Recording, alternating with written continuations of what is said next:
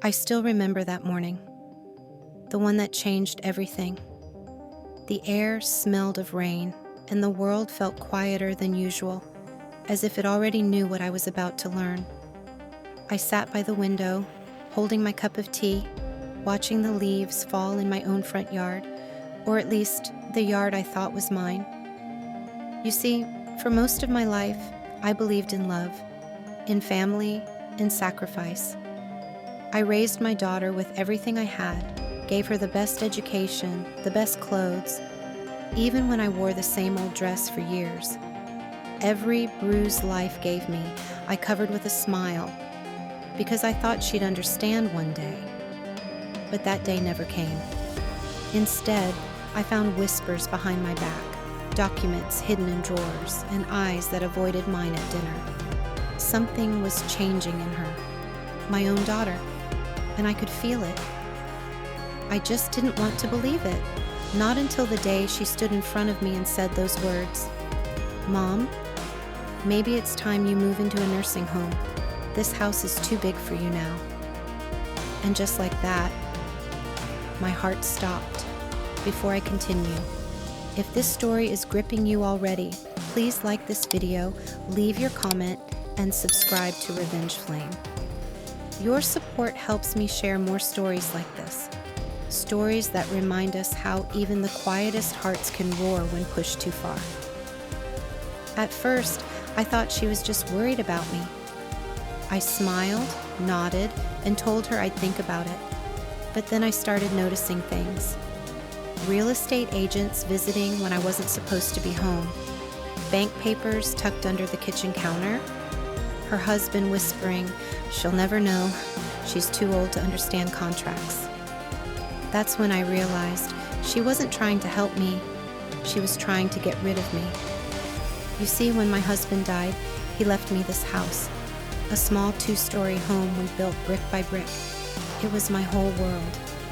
But over time, my daughter convinced me to add her name just for security. Naively, I trusted her. And now, she thought that meant the house was hers. For weeks, I stayed silent. I cooked for her when she visited, smiled, even when she avoided my eyes. But inside, I was burning. Every kind word felt like poison. And then, one night, I decided I would stop being the quiet, forgiving mother. I went to the study, to the old safe my husband and I once shared.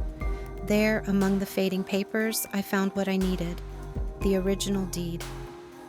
Her name wasn't on it, not yet. The transfer she planned wasn't official. She needed my signature, and that was the crack I could use. So I played along. For 2 months, I pretended to agree. We visited real estate agents together. She smiled sweetly, holding my hand for show. But behind that smile, she was counting her profit. And behind mine, I was counting the days. Finally, the day came when she asked me to sign. She brought the papers, laid them on the table, and said, "Mom, it's just a formality. You'll still live here until you want to leave." I looked at her, really looked. The girl I once held in my arms, who used to cry for me at night, now looking at me like a burden.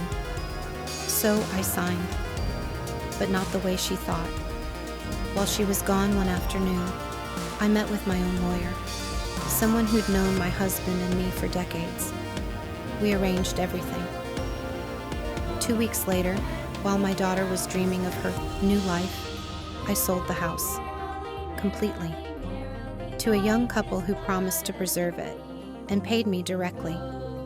When my daughter came the next day, ready to show the place to her buyer, the new owners were already moving in. Her face went pale. "Mom, what have you done?" she screamed, and I just smiled. "I sold my house, the one your father and I built, the one you thought was yours." She shouted, cried, threatened, but it was too late. Every document had my name. Every signature was legal.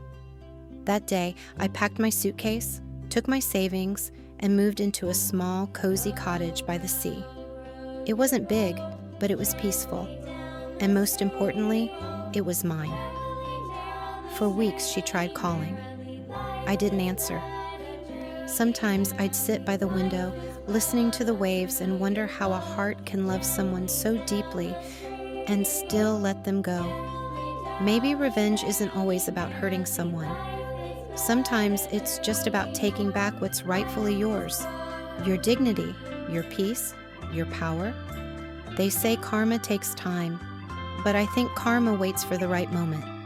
The moment you finally open your eyes. If this story gave you chills, smash that like button and tell me in the comments. What's the most satisfying revenge you've ever witnessed? And of course, don't forget to subscribe for more stories like this, only on Revenge Flame, where every story burns with truth, pain, and justice.